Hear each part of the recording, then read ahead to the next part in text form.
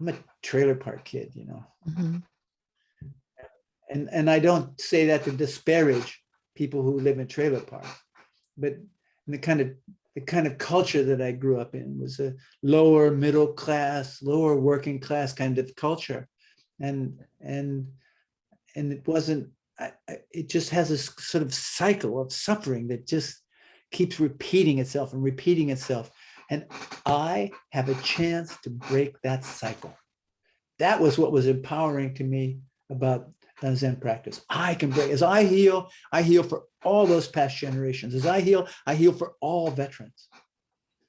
If I want war to end, I need to wake up to the roots of war in me. And I need to stop perpetuating the kinds of wars that I would perpetuate through my compulsive reactions to avoid suffering. So our aversion to suffering fuels the war within us. Okay, I can say that. I won't argue with that. It fuels it, or it is it. It is it, yeah. Our aversion to suffering is the war inside us. Yes. Yeah. And that's so interesting. It is so interesting. And it's that turning into those darkest places where all the potential of a transmutation is, and it's just so scary.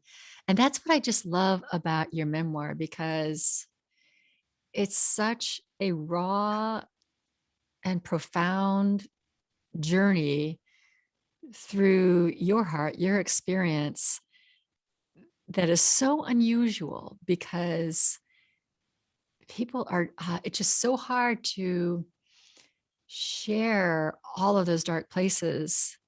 I just think people are just walking around. We're all walking around. I'm walking around hiding some. It's like the little boy with the dike and trying to put fingers where the floods come. You can't do it. You know, you can't. At some point, you can't do it. You've got to face it all, and that's really what our journey is. When you talk about awakening, what do you feel like you're awakening from? The conditioning? No, not awakening from, but awakening to. Awakening to. Okay, so you're awakening to the karma which I have inherited. That's all that suffering from past generations, like how society and culture, how I'm conditioned to view the world. Okay. You know? Like I'm not of any value unless I'm married with 2 kids. I have a job where I make X amount of money. I work until this point, then I retire. And my retirement, I do this. Yeah. You know, and my kids need to go. My kids need to do this, and this, and they need to accomplish this, and that's that whole story that I'm conditioned to. And awakening to the structures that we were born into, these structures, and we have a choice to not be in them. But it's so easy for us to slide into, like you say, the certain education and what life is supposed to look like, and we have so much choice, but it doesn't look like it. So I love that. So we're awakening to, it's almost like we're awakening to the matrix that we're in. Yes.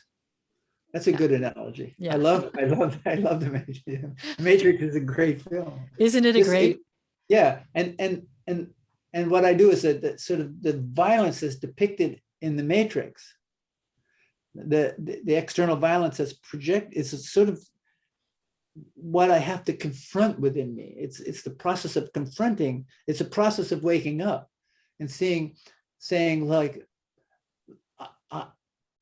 I'm not actually living life. I'm only going through motions to fulfill some idea of what I'm supposed to do. And this is like, what's the point in that?